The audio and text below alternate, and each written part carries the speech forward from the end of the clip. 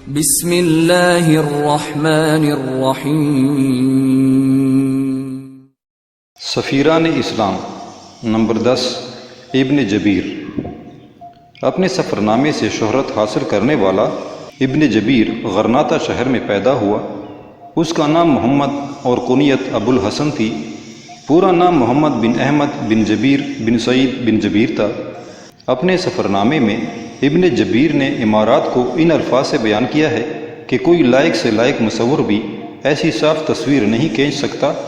سفر کے لیے جن جن باتوں کی ضرورت اس زمانے میں مانی گئی ہے، معلوم ہوتا ہے کہ ابن جبیر آج سے 700 برس پہلے ان سے خوب واقف تھا، اس لیے کہ اس سفر میں وہ جس جگہ گیا وہاں کے باشندوں کے خصائل، طرز معاشرت، بیوپار کے حالات، پیداوار کی کیفیت، آب و ہوا وغیرہ کی حالت، غرض کہ کوئی ایسی بات نہیں ہے جو اس نے بیان نہ کی ہو۔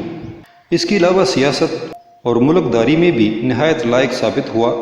ہر جگہ کے قلعے کے حالات وہ عسکری معاملات کو مد نظر رکھ کر کیفیت لکھتا ہے اور محمل الفاظ میں حملہ آوروں کے لیے مفید باتوں کے واسطے حفاظت کی تدبیریں بھی بتاتا ہے۔